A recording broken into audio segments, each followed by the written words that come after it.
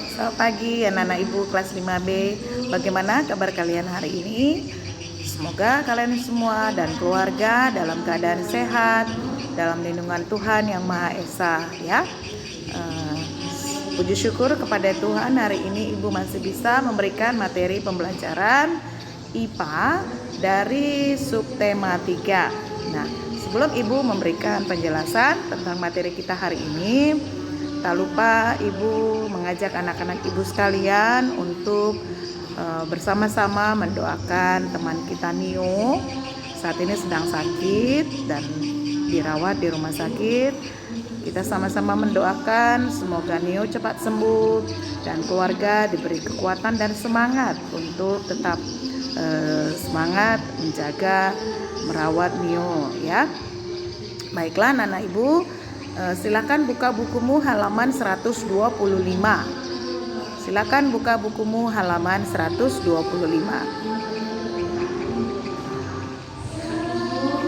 Topik pembelajaran kita hari ini ada 3 ya. Yang pertama yaitu kamu akan mempelajari bagaimana mengelompokkan benda-benda zat tunggal. Kemudian jenis-jenis campuran berdasarkan kelarutannya. Lalu yang terakhir mengenai larutan dalam pewarna batik jumputan. Nah, tujuan pembelajaran kita ada 3. Nanti setelah kamu menyimak video pembelajaran yang ibu berikan ini, diharapkan kamu mampu mengelompokkan benda-benda zat tunggal. Lalu yang kedua, kamu diharapkan mampu membedakan contoh campuran dalam kehidupan sehari-hari. Dan yang ketiga, diharapkan juga kamu mampu menjelaskan penggunaan contoh larutan dalam kerajinan batik. Nah, ini semua telah kita pelajari di pembelajaran sebelumnya ya, zat tunggal, unsur, senyawa, kemudian campuran. Tapi berdasarkan buku yang sudah kita baca, itu harus diulang lagi ya nak ya. Nah, mari kita simak dari materi yang pertama. Apakah kalian masih ingat apa perbedaan unsur dan senyawa? Nah, waktu itu subtema 1 ya sudah ibu jelaskan apa itu unsur dan senyawa. Nah, unsur dan senyawa itu bagian dari zat tunggal ya. Nah, mari kita simak skema berikut ini. Nah, ini ada zat tunggal dan campuran ya, yang merupakan bagian dari materi ya. Campuran itu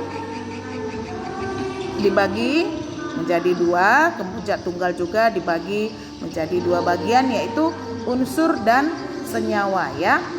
Jadi zat tunggal itu adalah zat yang terdiri dari sejenis materi. Nah, zat tunggal dapat juga disebut sebagai zat murni. Nah, salah satu contoh zat tunggal itu apa? Ya, misalnya air ya. Nah, zat tunggal itu dapat berupa unsur dan senyawa. Nah, sedangkan campuran gabungan dari 2 zat atau lebih yang sifat asalnya tidak hilang sama sekali ya. Nah, di sini dibedakan menjadi 2 bagian, yaitu homogen dan heterogen. Nah, inilah dia. Untuk lebih jelasnya ya, zat tunggal unsur itu adalah zat tunggal yang tidak dapat dibagi lagi. Contohnya oksigen, nitrogen, karbon, emas, besi, aluminium, tembaga, dan perak. Nah, sementara senyawa adalah zat tunggal yang terdiri dari beberapa unsur ya. Ada gula pasir, ada soda kue, vitamin C, garam gitu ya, dan sebagainya. Ini juga ada campuran ya, ada homogen dan heterogen. Kamu sudah melakukan percobaannya dan hasilnya semuanya memuaskan ya. Nah, kalau homogen itu adalah campuran yang tercampur secara sempurna ya, tidak menyisakan endapan gitu ya. Dan kalau heterogen, campuran yang tercampur secara tidak sempurna, tercampur tapi tidak sempurna, artinya masih menyisakan endapan ya. Nah, ini kita ulangi lagi. Zat tunggal itu adalah materi yang hanya tersusun atas satu jenis zat. Nah, bagiannya atau unsurnya itu ada unsur dan senyawa. Unsur itu adalah zat tunggal yang paling sederhana dan tidak dapat diuraikan lagi melalui reaksi kimia. Misalnya tadi oksigen, ya, itu tidak dapat diuraikan lagi, ya, emas, perak, dan belerang. Nah, kita masuk ke senyawa. Senyawa juga bagian dari zat tunggal, di mana zat tunggal ini adalah yang tidak dapat diuraikan kembali menjadi zat yang lebih sederhana melalui reaksi kimia. Nah, berbeda dengan campuran, komponen-komponen pada senyawa kehilangan sifatnya, sedangkan komponen-komponen pada campuran tetap memiliki sifat masing-masing. Nah, maksudnya gini, komponen pada senyawa itu kehilangan sifatnya, ya, tidak pada sifat asalnya gitu ya. Sementara komponen pada campuran tetap memiliki sifat masing-masing. Nah, misalnya tadi air itu merupakan contoh senyawa, ya. Baik, air itu berasal dari oksigen dan hidrogen. Nah, sifat air berbeda dengan oksigen dan hidrogen. Nah, sekarang contoh campuran air garam, ya, air dengan garam. Nah, dalam air garam kita tetap dapat merasakan sifat asli garam, yaitu rasa asin. Nah, mari kita lihat contoh lain dari senyawa. Ada garam dapur, gula, madu murni, air kelapa, dan asam cuka. Nah, kita masuk ke campuran. Campuran adalah zat yang terdiri atas beberapa jenis materi atau zat tunggal, ya. Nah, ada dua, yaitu campuran homogen dan heterogen. Campuran homogen yaitu campuran yang zat penyusunnya tercampur sempurna, ya. Ada air garam, itu contohnya, ya, sirup, udara, perunggu, dan kuningan, ya. Itu adalah jenis-jenis campuran berdasarkan kelarutannya. Lalu kita masuk kepada campuran heterogen, ya, yaitu campuran yang zat penyusunnya tidak tercampur sempurna. Contohnya kalau kita campur air dengan kopi di dalam sebuah gelas. Nah, di dasar dalam sebuah gelas itu kita akan melihat endapan dari kopi itu. Memang tercampur, kita akan merasakan rasa kopi, tapi kopi itu tidak larut sempurna. Kita masih bisa membedakan, oh ini kopinya, gitu ya. Kemudian air dengan tepung, lalu air dengan pasir, itu tidak akan larut dengan sempurna, ya. Nah, sekarang mari kita simak contoh campuran. Ada di sini minuman teh manis hangat dengan es teh manis. Nah, apa perbedaan dari es teh manis dengan teh manis hangat? Ya, apa bedanya? Coba kamu identifikasi nanti. Kalau teh manis hangat itu dinamakan campuran apa? Nah, kalau es teh manis dinamakan campuran apa? Ya, itu saja yang kamu identifikasi. Nah, misalnya teh manis hangat itu merupakan campuran homogen. Mengapa dikatakan campuran homogen? Nah, kalau es teh manis merupakan campuran heterogen. Mengapa dikatakan campuran heterogen? Begitu, nanti jelaskan, ya. Itu latihan kamu hari ini. Nah, masuklah kita ke bagian yang ketiga. Silakan buka bukumu halaman 169 sampai 171. Ini materi yang terakhir. Halaman 169 sampai 171, yaitu mengenai larutan dalam pewarna batik jumputan. Di situ sebenarnya ada disuruh tugas membuat pewarna batik. Tapi karena pewarna batik itu ada larutan sintesisnya yang digunakan, ya, maka itu diharapkan ada pendampingan, harus berhati-hati. Makanya ibu tidak memberikan tugas karena harus ada pendampingan itu. Nah, jadi tugas kamu yang tadi itu membedakan es teh manis dengan teh manis hangat, ya. Sudah kamu buka halaman 169 sampai 171. Nah, di situ dijelaskan mengenai larutan dalam pewarna batik jumputan.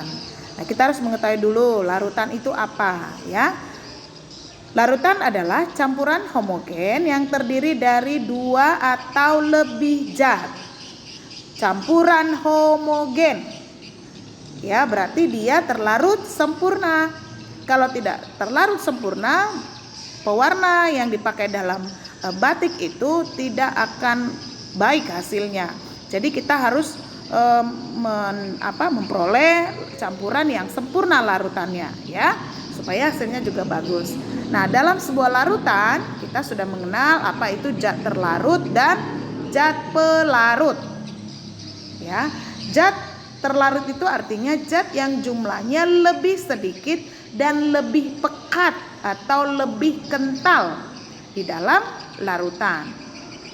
Nah, sebaliknya zat pelarut itu zat yang jumlahnya lebih banyak dan tidak lebih pekat di dalam larutan. Ibu ulangi, zat terlarut itu jumlahnya lebih sedikit dan lebih pekat atau lebih kental di dalam larutan. Nah, sementara kalau zat pelarut, zat yang jumlahnya lebih banyak dan tidak lebih pekat di dalam larutan ya. Nah, mari kita lihat ada 3 gambar di sini. Kalau yang di bawah itu sama itu ya. Nah, gambar yang di atas itu apa namanya? Pasti kalian semua mengenalnya ya, yaitu kunyit. Kemudian di sebelahnya ada buah naga ya. Lalu di bawahnya ada yang tahu itu nama apa itu? Seperti kalau ada mengatakan seperti daun pandan ya. Mirip dia dengan daun pandan, tapi itu dinamakan adalah daun suji. Nah, ketiga contoh ini ada nanti dilarutkan, ini adalah bahan dalam membuat sebagai bahan pewarna batik ya. Warna kunyit, buah naga, dan juga di bawahnya itu daun suji. Kenapa ibu berikan ini di dalam pot itu ya, supaya kamu bisa membedakan, oh ini toh tumbuhannya. Jadi bukan seperti daun pandan. Kalau kita lihat gambarnya di nomor 4 itu kan seperti daun pandan, tapi ternyata tidak ya.